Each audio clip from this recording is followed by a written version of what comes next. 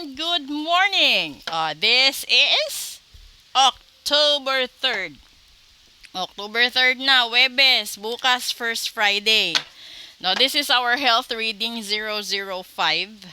Ngayon, kung gusto nyong malaman kung may babarang sa inyo bukas, or mamayang hating gabi, or may kukulang, may manggagayuma, magpa-full private reading na po kayo para sa ganon, maiwasan ninyo.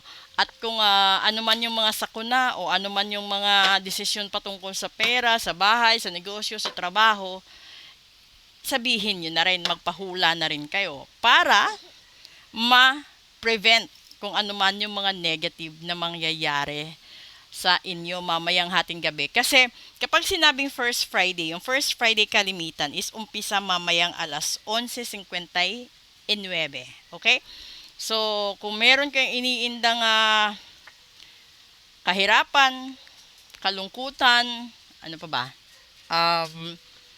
Basta, lahat ng negative. Kung yan ay gusto nyo ipa-cleansing or gusto nyo magpagamot via faith healing, sabihin nyo lang po. Kukuha tayo dito ng isa, and this is our health reading, and this is a general reading. Kung gusto nyo rin magpa-full private health reading, pwede din po. Message na po kayo, okay? Kuha tayo dito isa. Hey, Diyos mio. And this is the Lover's card. Diba? Kasi, ito na naman. Ibig sabihin, yung zodiac na naka-attach dito is Air, Gemini, Libra, and Aquarius. So, ngayon, sa Gemini, Libra, and Aquarius, dito sinasabi na yung kalimitan na sakit ay shoulder, arms, hands natin, yung kidney, yung loins natin, at mga ganon. So, hindi natin ito maaano siglit ha. Yung Aquarius natin, ito, mga tuhod, ankles natin, di ba? Ito kasi,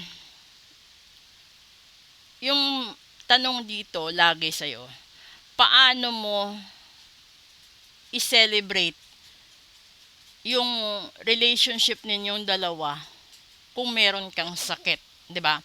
Posible na yung nararamdaman dito, choices mo, affection mo. So nawawalan ka ng gana sa intimacy dahil sa sakit mo.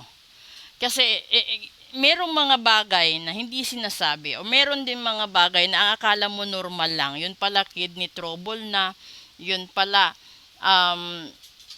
mahirap na yung sakit sa shoulder mo, sa hands mo, sa arms mo, at saka yung mga ankles mo. Ibig sabihin, ito yung mga parte ng katawan na banat sa trabaho.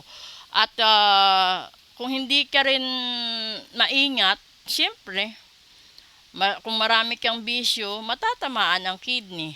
So, isa yan, minsan, kung napapansin ninyo, di ba, kapag nagkasakit, meron kasing mga partner or merong mga asawa na kapag nagkasakit yung asawa nila, imbes na tulungan nila, iniiwan na nila kasi pakiramdam nila wala ng silbi.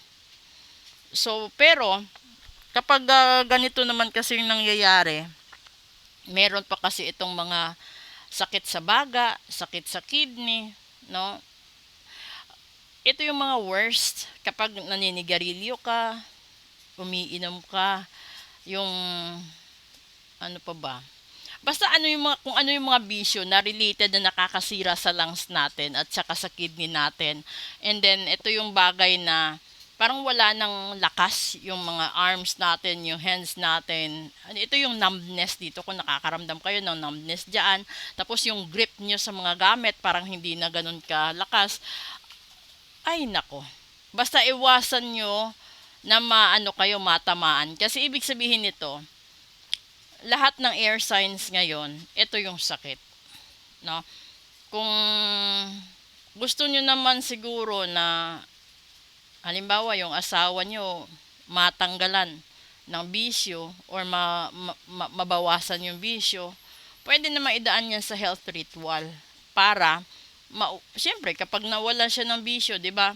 At dumaan siya sa health ritual, edi pagaling siya ng pagaling hanggang sa ma-save mo yung pera na mapupunta pa sa bisyo niya. So kung ikaw yung tipo ng asawa, girlfriend, boyfriend, or live-in partner na gusto mong matagal kayong magsama, gusto mong masaya kayong magsama, magsi-celebrate kayo lagi, dapat unahin yung kalusugan. Kasi hindi naman ninyo mai enjoy yan kung bedridden yung isa o gulay yung isa o sabihin natin sa araw ng anniversary or mga special occasions kapag may sakit, hindi rin mai enjoy, di ba? And then you will never be able to enjoy kung yung priority ng buhay mo is bumili ng medicines or labas-masok sa ospital. Yun yung pinakamahirap. Kaya tayo gumawa ng health reading dahil po para mabigyan din kayo ng payo, hindi lang sa payo natin sa pag-ibig, sa negosyo, sa trabaho, kundi talagang payo tungkol din sa kalusugan. Kasi papaano tayo kikita ng pera, papaano tayo magiging masaya, papaano tayo lalabas kasama ng mga mahal natin sa buhay kung yung sakit natin number 1 sa listahan. 'Di ba? So sa lahat ng gustong magpa-health ritual, magpa-health reading, sabihin nyo lang po at gagawan ho natin ng appointment. Maraming salamat. Lalong-lalo na ho pala, dagdag ko lang, first Friday mamaya. So kung ayaw nyo na daanin kayo sa Barangkulam, Sumpa at Gayuma, magpalagay din po kayo ng protection. At doon naman sa mga tao na magpapatanggal ng mga negative vibrations nila, magpa-cleansing po kayo. Thank you!